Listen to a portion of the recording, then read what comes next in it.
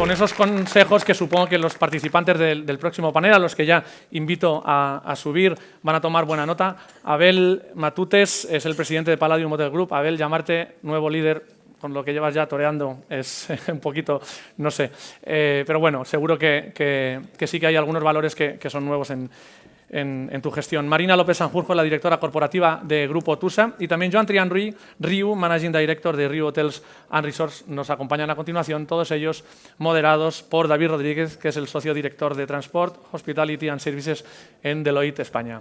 A los tres, a los cuatro, muchas gracias por participar. Podéis tomar asiento. David, si quieres, puedes empezar con tu introducción mientras ellos toman asiento y así vamos ganando unos segundos. ¿Sí? Abel, tú aquí. Adelante.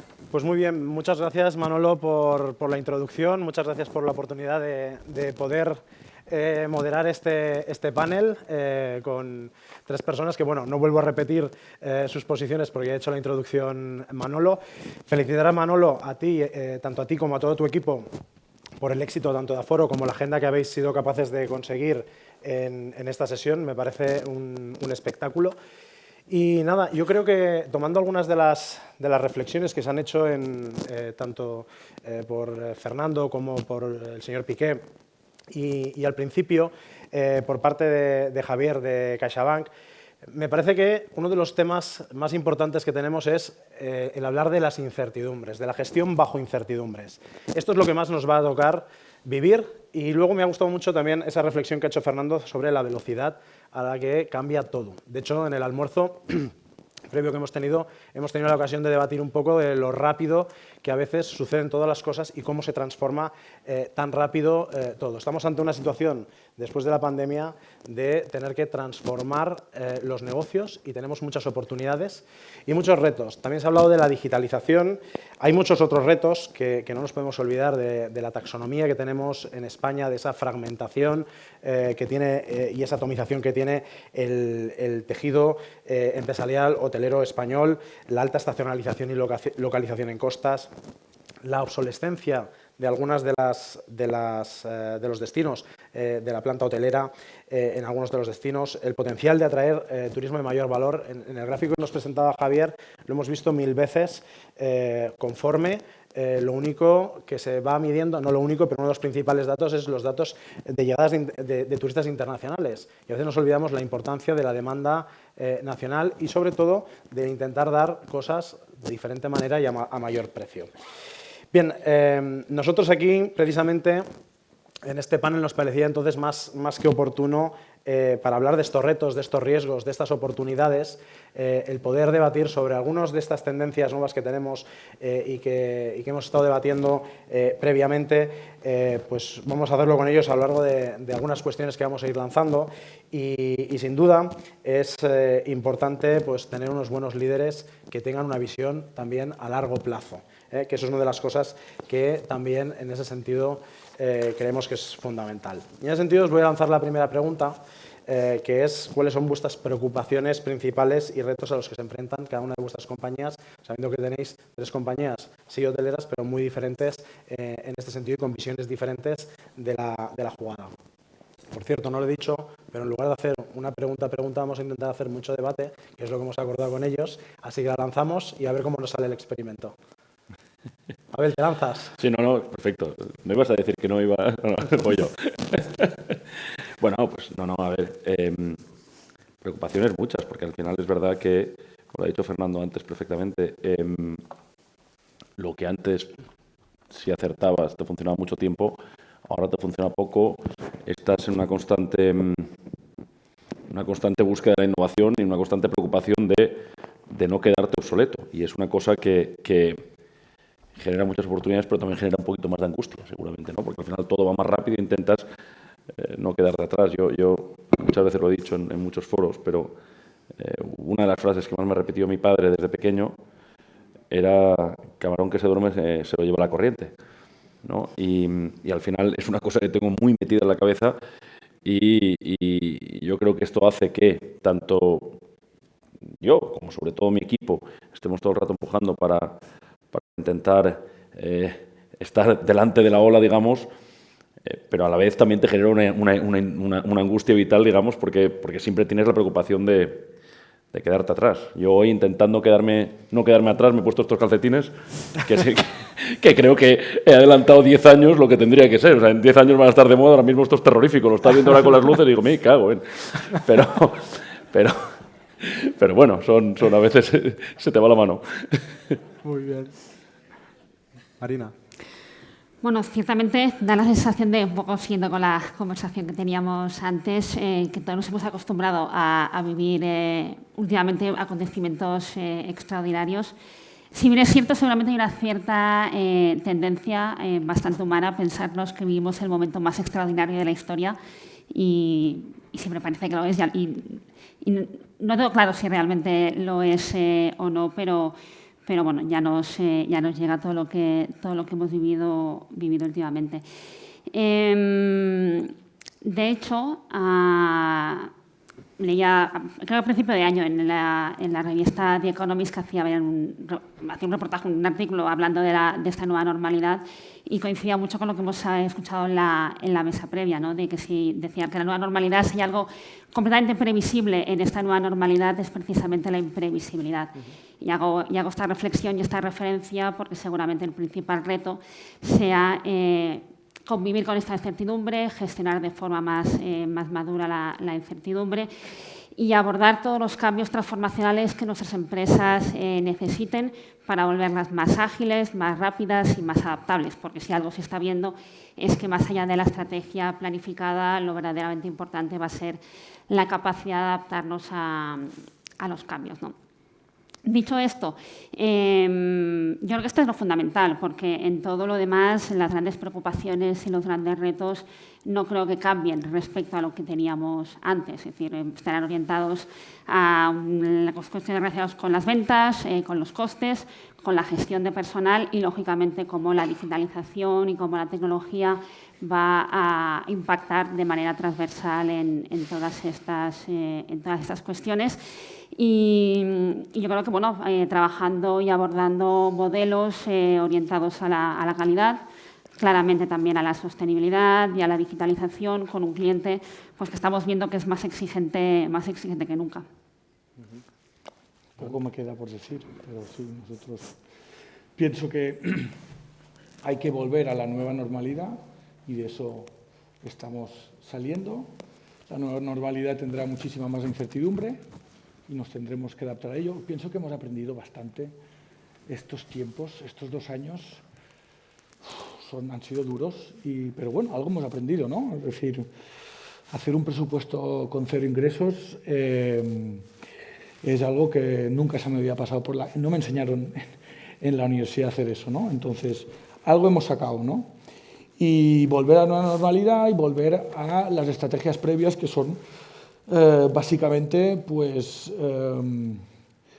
volver al crecimiento sostenible, en nuestro caso, por lo menos, y en la modernización de la empresa. Y la modernización, pues es en términos de sostenibilidad, de mitigación de las externalidades negativas y la modernización en cuanto a el producto, la experiencia que se le da al cliente, que efectivamente tiene que ser más digital, y también en los procesos internos, que muchas veces nos olvidamos y los procesos internos tenemos un montón de margen de mejora en cuanto a lo que podemos mejorar en la digitalización, en procesos internos y luego en el mundo turístico, por ejemplo, todo el tema de la interconexión con los emisores, pues eso también ahí tenemos aún por avanzar, mucho por avanzar.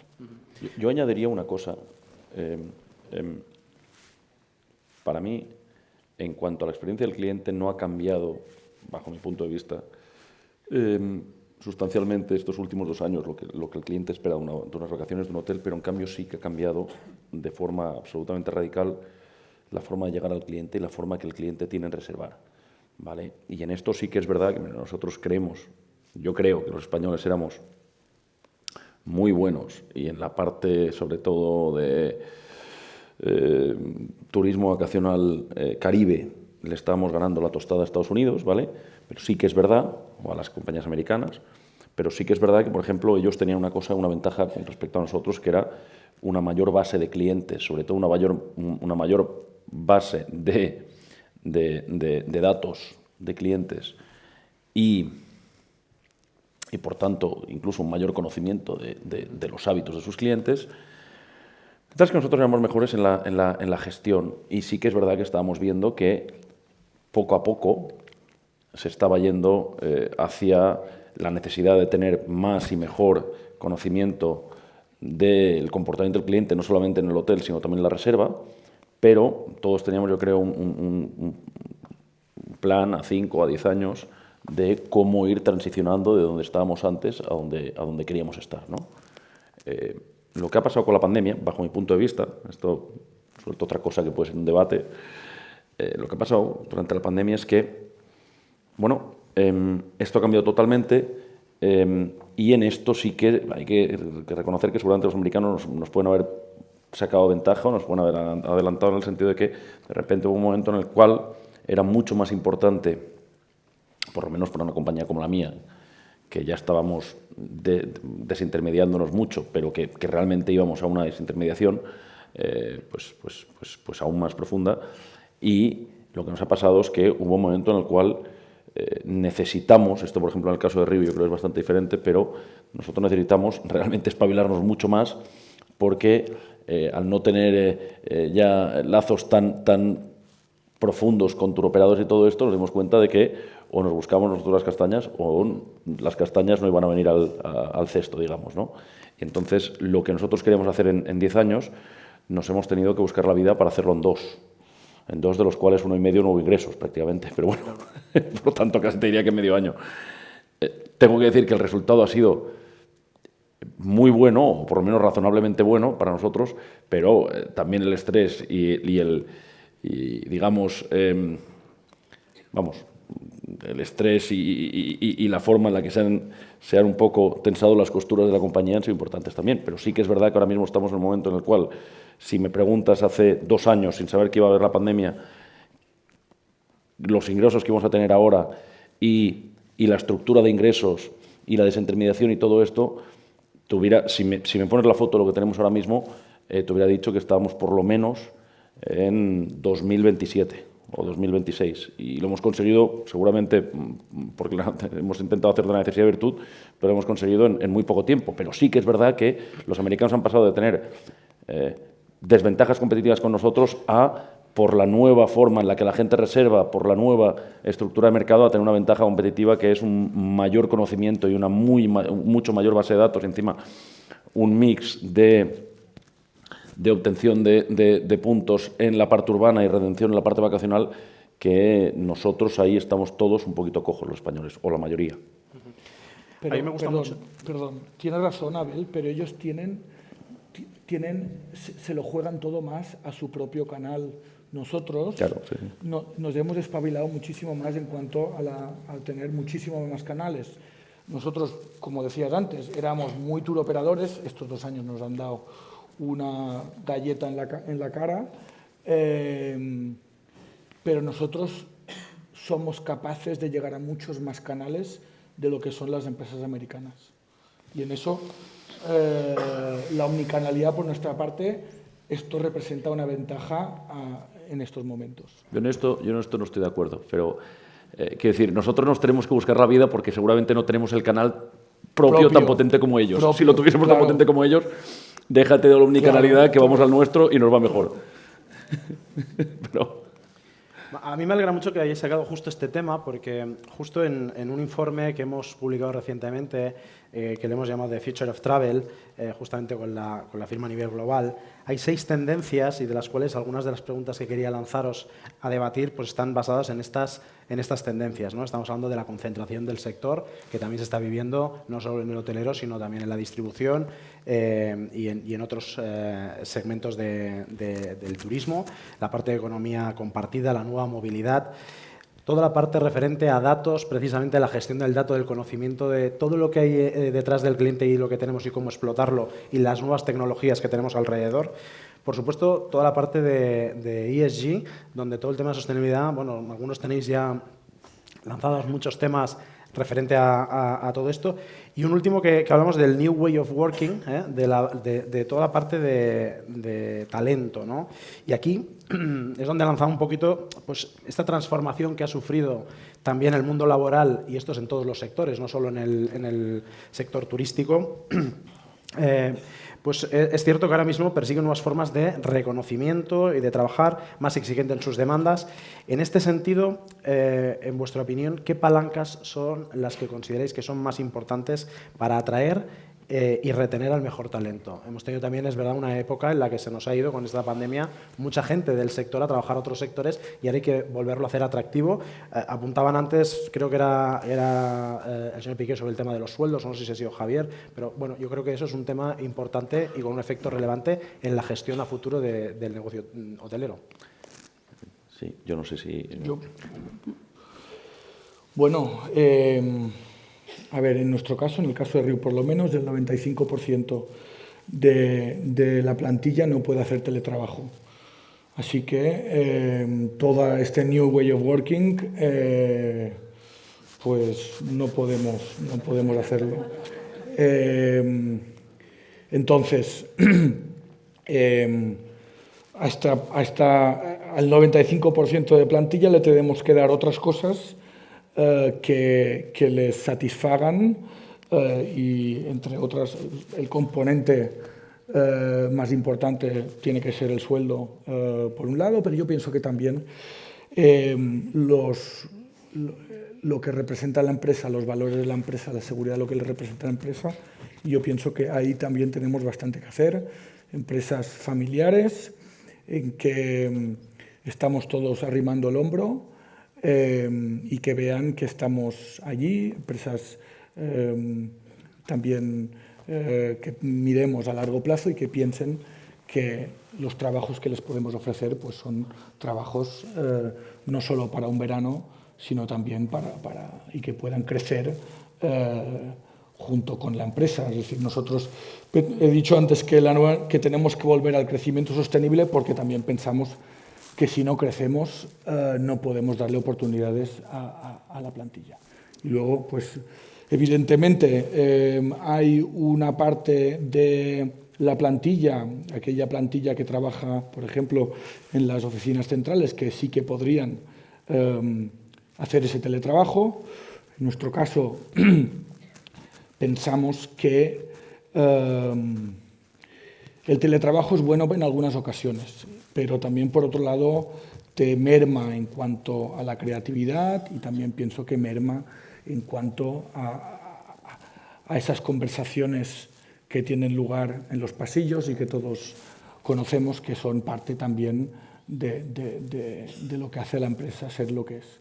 Entonces hay que buscar un equilibrio que en el caso, por lo menos nuestro, en una empresa hotelera es complicado.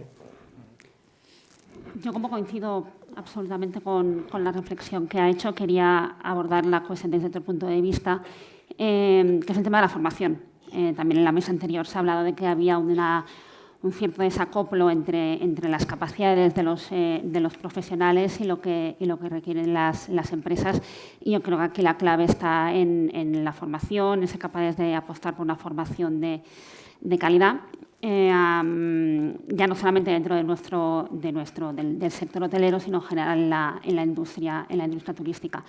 Hay una fórmula en la que nosotros hemos trabajado mucho ya antes de la pandemia, ya hace muchos años que venimos trabajando con los modelos de formación dual, que empezamos poniéndonos en marcha en los hoteles y posteriormente también a nivel de servicios y oficinas centrales. Y es una fórmula que nos ha funcionado, en la que vamos a seguir apostando, que permite, por un lado, pues, incorporar a la compañía pues, gente joven, con ganas, gente con ganas de hacer proyecto y colaborar muy estrechamente con los centros de formación para que esta formación que se les imparta pues, sea dual y que se adapte a las necesidades que tenemos en la compañía y de este modo pues, poder estar permanentemente incorporando gente joven, que algunos hacen carrera, otros acaban marchando, pero en cualquier caso es una cantera permanente y en el sentido Yo creo que la colaboración tanto con los centros de formación dual como con las universidades es fundamental si queremos empezar a formar ya y a preparar a lo que tienen que ser los equipos del futuro y adaptados a las necesidades de nuestro sector, que tiene unas particularidades que seguramente no encontremos en otras industrias o en otros sectores.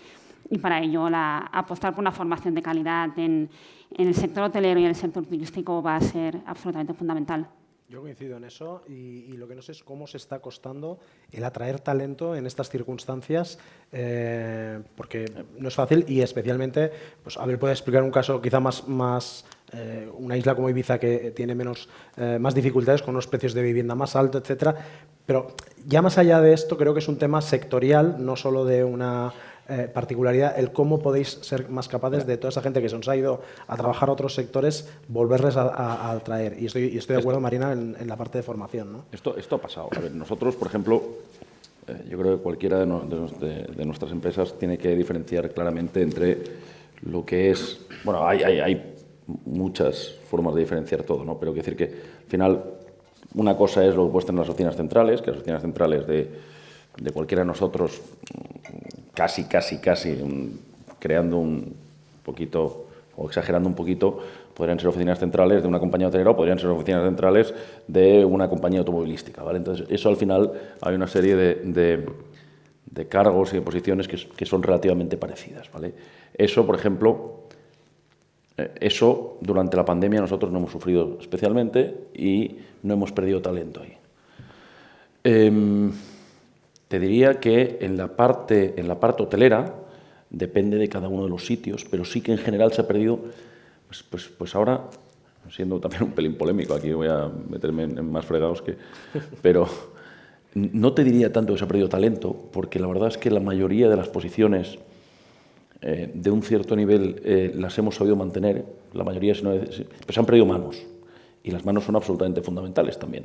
Y evidentemente, cuanto más formadas estén esas manos, mejor. Pero se han perdido manos. Es curioso, pero ahora, y no solamente es en España, es prácticamente en todo el sector turístico a nivel mundial, no eres capaz de cubrir las plantillas. Luego hay sitios, por ejemplo, como Ibiza, que tiene una segunda derivada, que es no eres capaz de cubrir las plantillas, no tanto porque seguramente mucha de la gente se te haya ido del sector, sino porque realmente el coste de vida y sobre todo el coste de casa en Ibiza es tan salvaje que si no eres de Ibiza no te puedes permitir el ir a Ibiza. Pero curiosamente, a vivir a Ibiza, a pasar la temporada, porque no ahorras. Pero curiosamente tenemos problemas también de cubrir plantillas en República Dominicana, en Jamaica mucho de hecho, en Brasil, en México, en otros sitios de España también. O sea, que no solamente es de Ibiza, pero en Ibiza tienes la derivada, no tanto de que seguramente el salario puede ser más o menos interesante, pero sí que el coste de vida es tan alto que hace que no compense. Y luego la parte en la parte de oficinas, porque tú has empezado hablando un poquito de todo el tema del data mining, de la gestión del data y todo esto.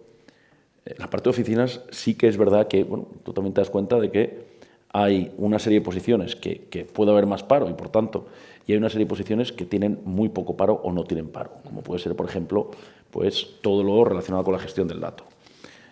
No solamente no tiene paro, sino que además es verdad, y esto es una cosa que yo ahora hago un llamamiento a la gente que esté en la gestión del dato para ver si me hace caso. Yo creo que además, y esto lo he hablado yo con gente que está...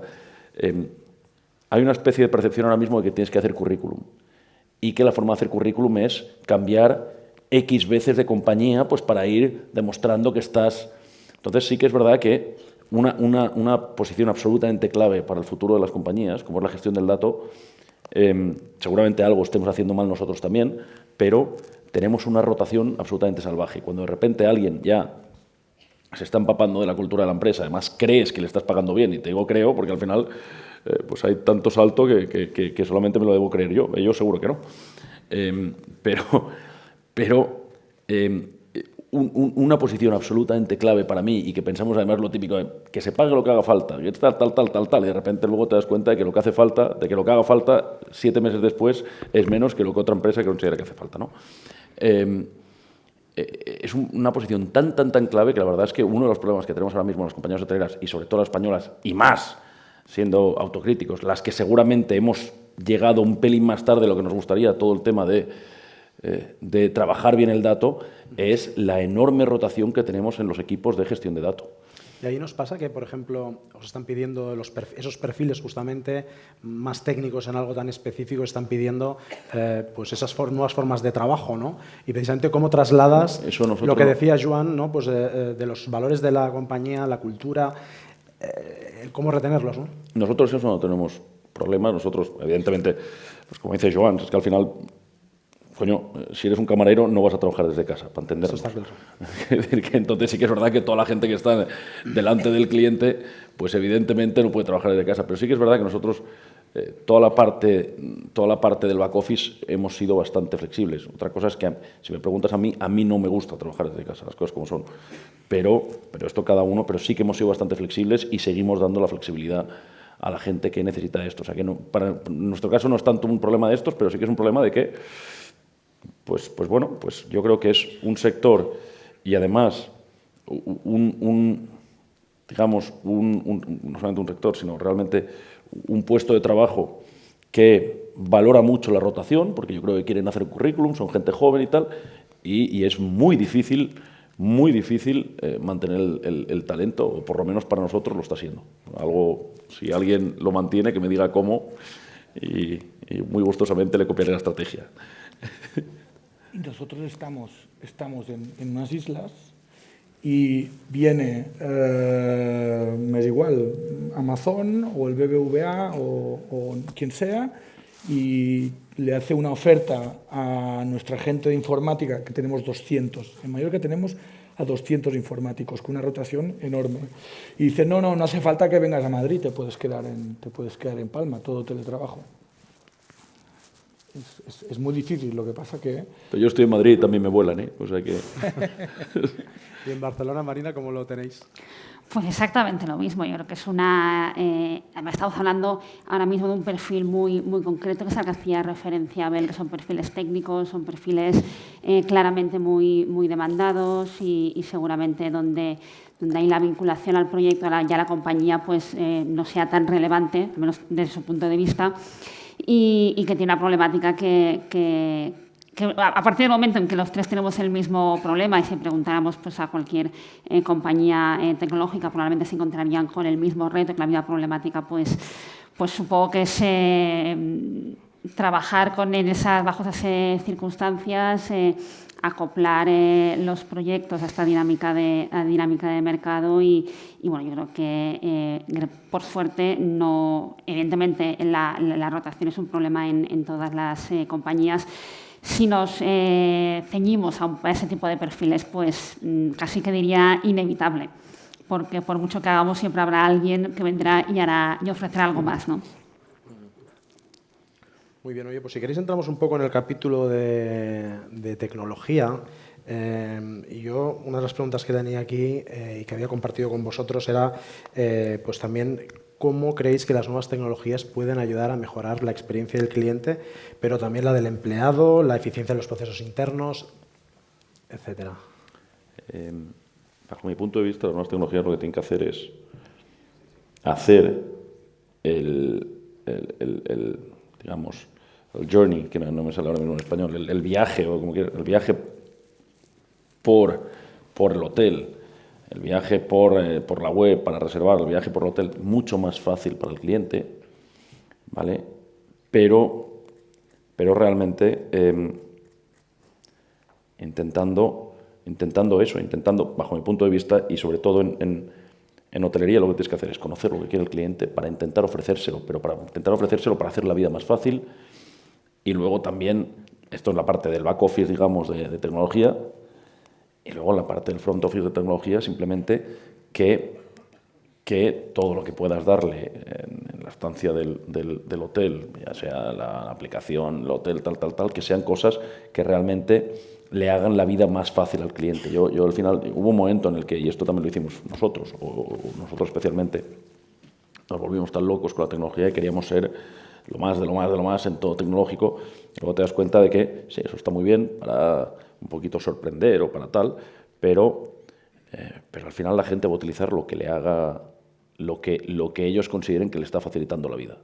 Todo lo que no sea facilitar la vida es tecnología mal utilizada. Eso en cuanto al front office. Entonces, al final lo que estamos haciendo es, bueno, pues aplicaciones que lo que te hacen es...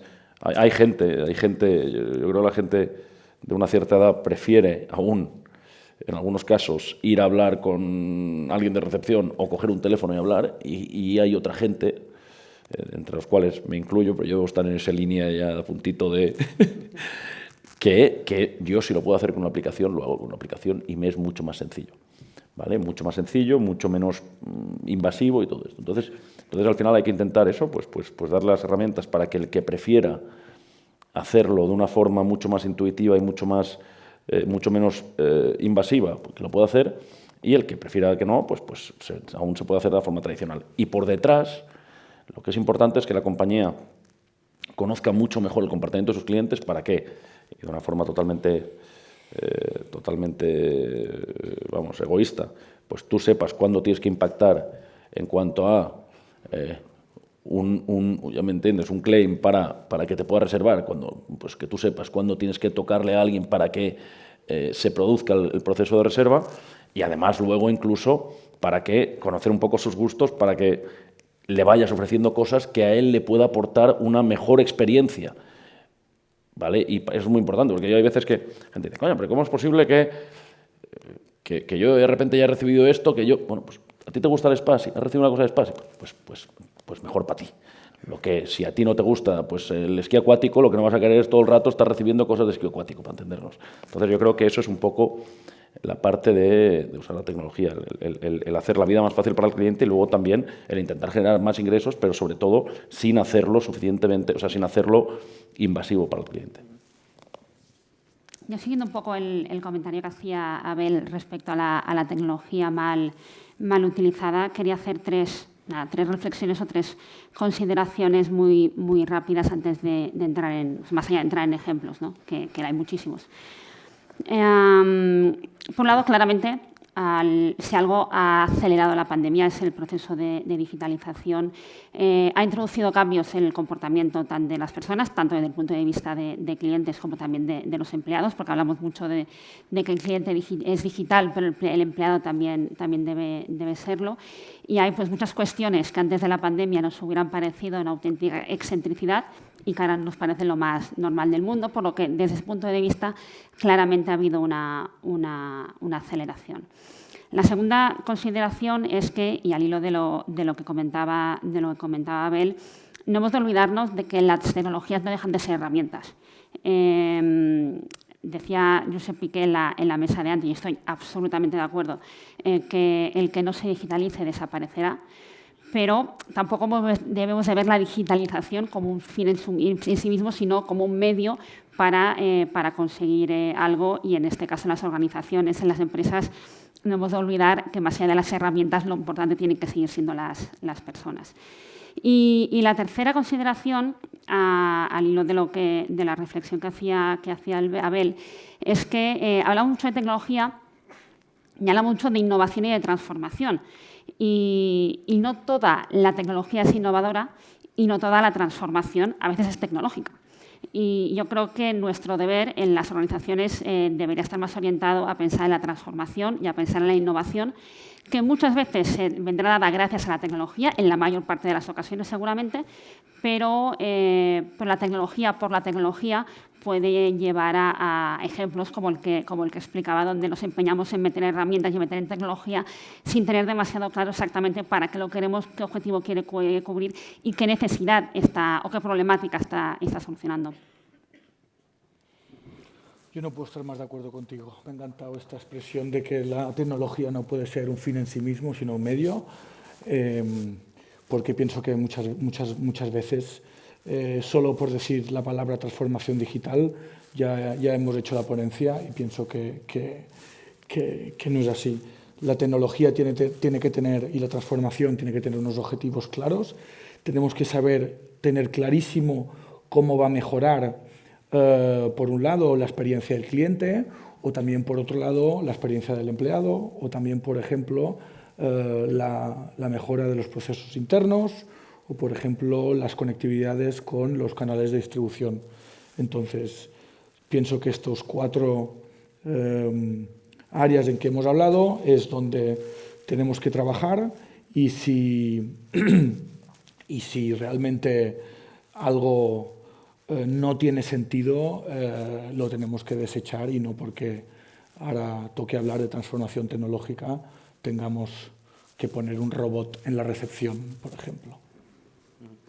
Ahora mismo que está introduciendo conceptos como todo el tema de metaverso, etcétera, no sé cómo veis esto y si es una de esas excentricidades que se puede percibir ahora mismo en el sector, pero es verdad que tenemos toda una sociedad donde hay muchos nativos digitales que se van haciendo ya más mayorcitos y es verdad que la forma de consumir es distinta y es verdad que a mí si me lo pones en mi propia cabeza me cuesta pensar que alguien pueda disfrutar más de irse a un resort de los vuestros del Caribe y disfrutar por allí la experiencia, o como decía Fernando, en Ushuaia, una experiencia completamente distinta, a tener un lugar donde tienes esa experiencia, ese metaverso, pero no sé cómo lo estáis viendo y bueno, me resulta curioso.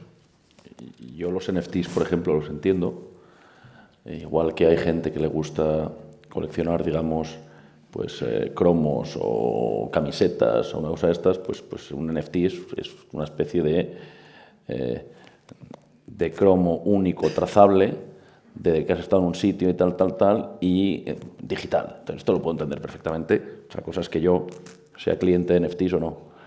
El metaverso, pues a mí me pasa como a ti. Yo ya sé, me ha pillado muy mayor, supongo, yo no entiendo cómo, pero evidentemente yo creo que no puedes cometer el error de que porque tú no lo entiendas gires la cara, ¿no?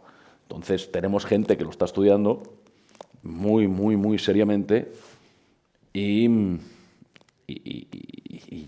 yo creo que tendremos un proyecto pronto de una serie de hoteles en el metaverso, de una forma virtual. Dicho esto, a mí no me tendrán de director comercial de eso porque no entiendo esto, entonces no sé vender, realmente no puedo entender cómo esto puede ser una cosa que se disfrute más que... Ojo, y a la vez, si esto es un éxito absoluto, es una espada de Damocles que tiene también el turismo, porque al final va a haber gente que va a preferir estar delante del ordenador en su vida virtual en vez de ofreciendo lo que ofrecemos nosotros. Pero es que justamente, fijaros que con el tema de la sostenibilidad, de los vuelos, la contaminación, CO2, claro, meter todo esto puede ser un cañón enorme, pero claro, es, tú lo has dicho, una espada de Damocles importante a gestionar, ¿no? Estoy convencido que el metaverso no va a sustituir la presencia, la experiencia en Ushuaia. Lo que sí que vas a utilizar el metaverso para vender Ushuaia y la gente podrá ver cuál es la experiencia que se tiene en Ushuaia a través del metaverso y luego te comprará un ahí te das cuenta de que ya son más jóvenes que yo. Yo pienso que van por ahí un poco más los tiros. Sí, Bueno, pero la experiencia real no se sustituye. Bueno, yo coincido plenamente en que espero que no lleguemos a sustituirlo, porque si no, vaya un mundo más inhóspito y más solitario nos espera, ¿no? Pero bueno, más allá de la broma, bueno, las tecnologías están ahí, evidentemente el reto está en saber qué uso le vamos a dar, más allá de todo lo que se habla del metaverso actualmente, porque claramente es una de las tecnologías o de las tendencias que más de moda se ha puesto. Tan nuevo no es, ya esto viene de la época del Second Life, que nadie terminaba de entenderlo demasiado bien, pero todos teníamos nuestro avatar en el mundo virtual. Eso duró un tiempo, desapareció y no se volvió a saber hasta hoy, ¿no? Al final, el metaverso, yo por la parte que he sido capaz de entender, es una evolución de las propias redes sociales y es una evolución de la vida que ya hasta ahora empezamos a desarrollar cada vez más en un entorno virtual y en un entorno de redes sociales. Y hay un dato creo que bastante relevante, que yo he escuchado alguna vez dar a Irene Cano, la directora general de antes Facebook España, ahora Meta España, que es que más de la mitad, más del 50% del contenido que se publica en redes sociales es contenido relacionado con turismo.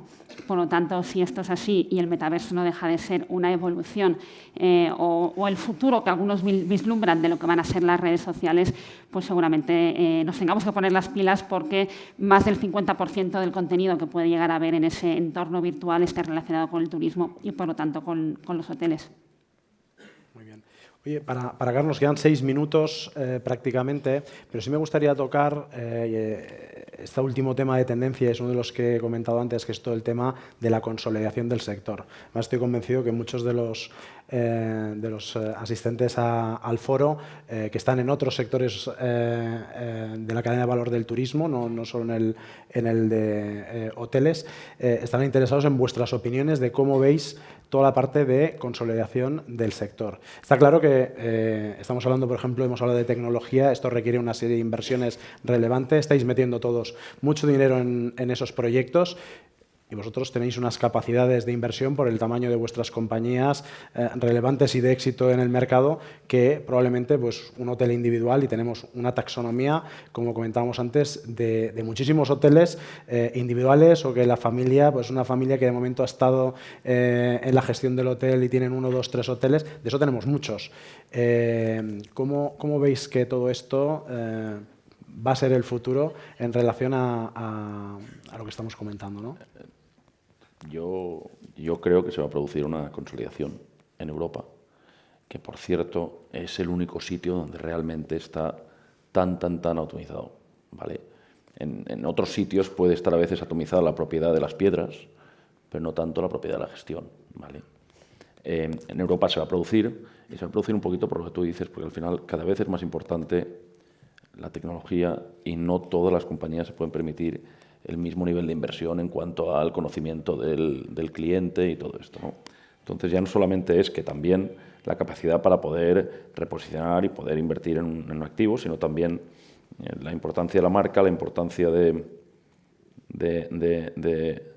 conocimiento del cliente y la importancia además de la venta directa que cada vez va a tener más peso y que si no eres un hotel pequeño, muy bien posicionado en un nicho X, vas a sufrir mucho compitiendo con el resto de compañías. Entonces yo creo que primero se va a producir una consolidación en cuanto a la gestión, que ya se está empezando a producir. Esa tiene que ser una consolidación, yo creo que va a ser más rápida que la consolidación en cuanto a consolidación de activos. Y luego también, incluso, pero esto ya es mi parecer, pero ya no lo tengo tan claro que vaya a ser tan a corto plazo, también se producirá incluso una consolidación seguramente en cadenas pequeñas y medianas, pues para que haya menos actores más grandes.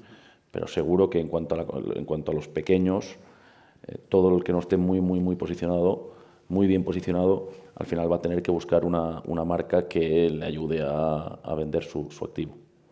Pues yo fíjate que aquí en este punto discrepo. O sea, yo no sé lo que va a ocurrir y cuál va a ser la evolución del mercado, pero creo honestamente que ahora es el mejor momento posible seguramente para ser un hotel independiente. Es decir, en cuanto a la parte de producto o a la parte de marca, creo que cada vez más en un determinado mercado, en determinados segmentos, el cliente lo que busca son productos pues, más singulares y más diferenciales, y lo que pueda aportar una marca en términos de homogeneización quizá no sea tan relevante, y en ese sentido un hotel independiente, si lo hace bien, lo puede hacer bien. La tecnología, si bien es cierto que es cara, que cada vez más se está democratizando y un hotel independiente puede acceder a la tecnología, no sé si en igualdad de condiciones que una gran cadena hotelera, pero más o menos, y cada vez es más fácil acceder a ella. Y la distribución, obviamente, hablando de determinados mercados y determinados segmentos, seguramente también sea sea perfectamente accesible y sea perfectamente manejable. Digo también esto porque hay un área de la compañía, un área del grupo, que es Keitel, que nos dedicamos precisamente a dar servicios de toda clase a hoteles independientes, y claramente vemos cómo un hotel independiente tiene a día de hoy acceso a plenas capacidades para competir, y ligado sobre todo con el comentario este que hacía de que la homogeneización que aportan las marcas al producto pues quizá ya no está valorada por parte del cliente como otras cuestiones relacionadas con la singularidad, con la autenticidad. Lo que ocurrirá con el mercado no lo sé, pero no creo que sea un mal momento ahora para ser un hotel independiente, no lo tienen tan mal. Y un punto también importante que es en el sector servicios, seguramente las economías de escala no sean tan importantes o tan relevantes como pueda ser en otras industrias. Bueno, yo pienso que sí que va a haber una consolidación por los motivos que ha dicho Albert, y también porque en España se da la casualidad o no que la mayoría de hoteleros son empresas familiares, y las empresas familiares en el largo plazo es muy complejo mantener la propiedad y al final se fragmenta y por tanto luego la salida más sencilla es vender a un actor, digamos, más profesional, con mayor volumen. Bueno, como veis, esto nos daría para un debate, profundizar más en esta cuestión. No tenemos ese tiempo. Quería daros las gracias por haber participado en este panel. Espero que lo hayan disfrutado. Y nada, nosotros por lo menos yo creo que sí que lo hemos disfrutado. Muchas gracias.